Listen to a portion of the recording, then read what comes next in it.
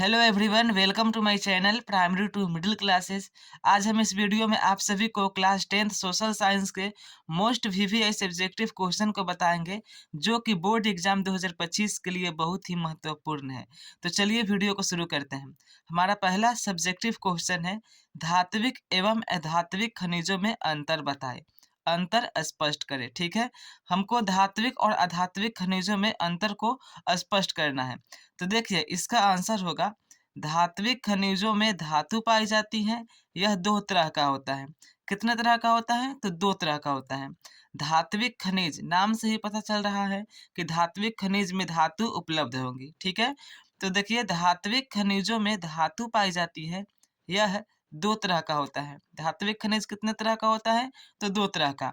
कौन कौन? एक लौह खनिज और दूसरा अलौह खनिज। ठीक है, अब जानते हैं कि लौह खनिज क्या है और अलौह खनिज क्या है। ठीक है, तो देखिए, लौह खनिज ऐसे खनिजों में लोहे का अंश होता है, जैसे लौह यानी लोहा, अयस्क, मैंगनीज इत्यादि। ठीक है, लौह खनिज यानी कि लौह मतलब होता है लोहा। ठीक है, तो लौह खनिज में क्या होता है कि लोहे का अंश होता है। ठीक है, जिसको लौह खनिज कहते हैं, जैसे में लौह, अयस्क, मैंगनीज इत्यादि। ओके, अब दूसरा जानते हैं कि अलौह खनिज क्या है। तो अलौह का मतलब होता है कि विदाउट आयरन। ठीक है, यानी कि उसमें लोहे का अंश नहीं होगा। ऐसे खनिज में लोहे का अंश काफी कम होता है, काफी कम होता है। ठीक है, ना के बराबर नहीं बोल सकते।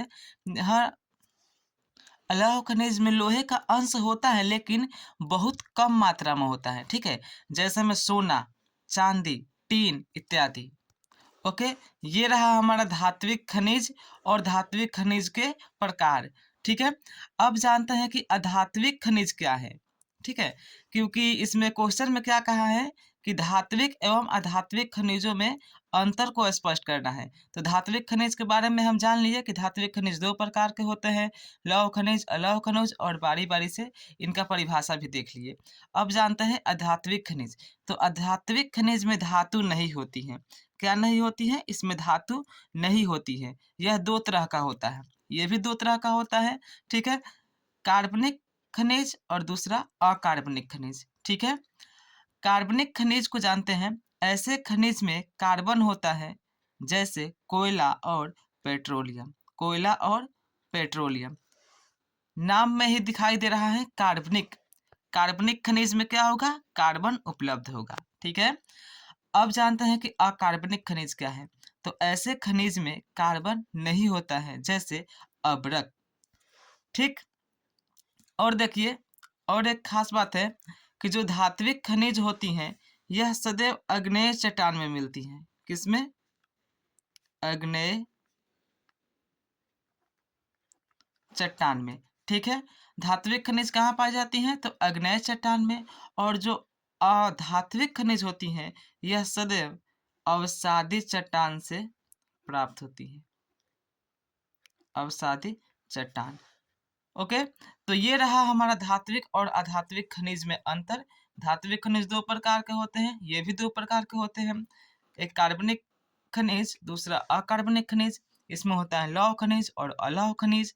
ठीक है, यदि एग्जाम में आ जाए तो आप इस तरह से लिख दीजिएगा, आपको 3 नंबर आसानी से मिल जाएगा। ठीक है, यदि 3 नंबर में आया तो। उम्मीद करता हूँ आपको धात्विक और अधात्विक खनिज क्या है और इसमें क्या अंतर है समझ में आ गई होगी। यदि वीडियो अच्छी लगी हो तो चैनल को सब्सक्राइब करिए और वीडियो को लाइक करिए। इस प्रकार का video most VVI subjective question को मैं इस चैनल पर बनाता हूँ। ठीक है, तो आप इस चैनल से जुड़ जाइए, ताकि जो भी वीडियो मैं बनाऊँ आप तक पहुँचे और आप वीडियो को देख सकें। ठीक है, चूँकि बोर्ड एग्जाम में काफ़ी कम समय बचा है, इसलिए आप इस चैनल से जुड़ जाएं, ताकि जो मोस्ट वीवीआई सब्जेक्टिव क्वेश्चन है वो आप देख सके। तो मिलते हैं अगले वीडियो में, तब तक के लिए bye. Thanks for watching this video. Take care.